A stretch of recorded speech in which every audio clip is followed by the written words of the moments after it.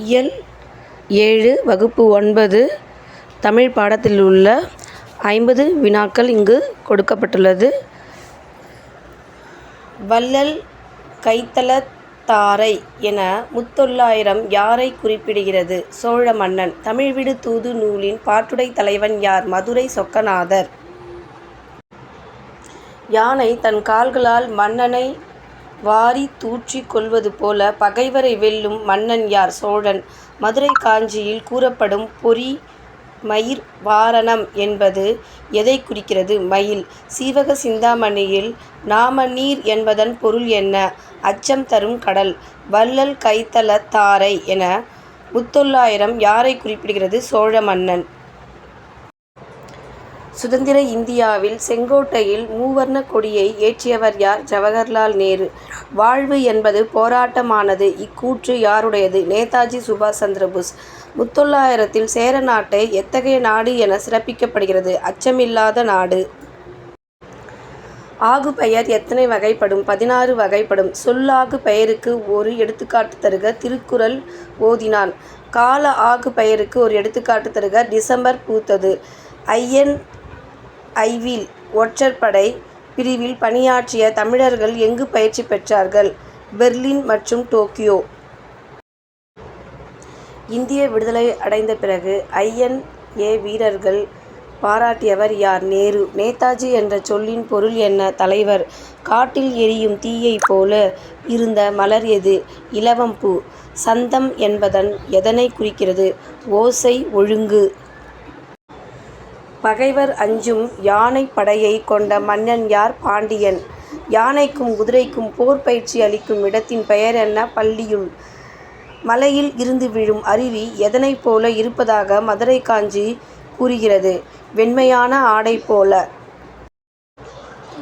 புறத்திரட்டு என்ற நூலின் வாயிலாக நமக்கு கிடைத்துள்ள நூல் எது? முத்தொள்ளாயிரம். மாங்குடி மருதனார் எந்த ஊரை சேர்ந்தவர்? திருநெல்வேலி மாவட்டத்தை சேர்ந்த மாங்குடி. சீவக சிந்தாமணிக்கு உரை எழுதியவர் யார்? நச்சினார்க்கினியார். ஏமாங்கத நாட்டின் இயற்கை வளத்தை பாடும் நூல் எது? சீவக சிந்தாமணி. இந்திய தேசிய இராணுவத்தின் இதயமும் ஆன்மாவும் தமிழர்கள்தான் என்று கூறியவர் யார்? தில்லன். சீவகன் தந்தையின் பெயர் என்ன? சச்சந்தன். சீவகன் தாயின் பெயர் என்ன? விசயை. முத்தொள்ளாயிரம் எந்த பாவகையால் இயற்றப்பட்டது? வெண்பா. இந்திய தேசிய இராணுவத்தில் பெண்கள் படைப்பிரிவின் பெயர் என்ன? ஜான்சி ராணி படைப்பிரிவு. ஜான்சி ராணி படைப்பிரிவின் தலைவராக இருந்தவர் யார்? டாக்டர் லட்சுமி. நேதாஜி மதுரையில் யாரை சந்தித்து இராணுவத்திற்கு ஆட்களை திரட்டினார்? பசும்பொன் முத்துராமலிங்க தேவர்.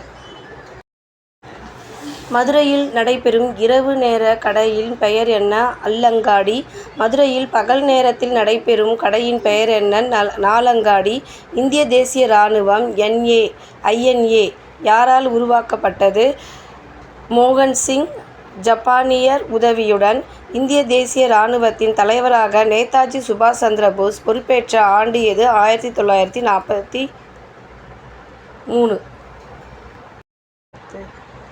மதுரை காஞ்சியில் மதுரையை பற்றி மட்டும் பாடும் அடிகளின் எண்ணிக்கை எவ்வளவு? 354 அடிகள்.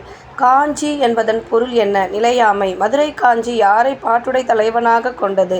தலையாலங்காலத்து செருவென்ற பாண்டியன் நெடுஞ்செழியன். முத்தொள்ளாயிரம் எந்தெந்த மன்னர்களை பற்றி பாடுகிறது? சேர சோழ பாண்டிய மன்னர்கள். பாண்டிய நாட்டின் சிறப்பை கூற முத்தொள்ளாயிரம் கையாளும் அடி எது? கல்லரும் கடலாரும் முத்துடை நாடு. மதுரை காஞ்சியின் ஆசிரியர் யார்? மாங்குடி மருதனார். 10 பாட்டில் மிக நீண்ட நூல் எது? மதுரை காஞ்சி. 782 அடிகள். சீவக சிந்தாமணியில் மொத்தம் எத்தனை இலம்பகங்கள் உள்ளன? 13 இலம்பகங்கள். திருத்தக்க தேவர் சீவக சிந்தாமணியை இயற்றுவதற்கு முன்னோட்டமாக எழுதிய நூல் எது? நரிவிருத்தம். மணநூல் என அழைக்கப்படும் காப்பியம் எது? சீவக சிந்தாமணி. முத்தொள்ளாயிரம் எத்தனை பாடல்களை கொண்டது? 900 பாடல்களில் குறிப்பாக 108 பாடல்கள் மட்டுமே கிடைத்துள்ளன. சீவக சிந்தாமணியின் ஆசிரியர் யார்? திருத்தக்க தேவர். திருத்தக்க தேவர் எந்த சமயத்தை சார்ந்தவர்? சமண சமயம். 50 காப்பியங்களில் விருத்தப்பாவால் இயற்றப்பட்ட முதல் காப்பியம் எது? சீவக சிந்தாமணி.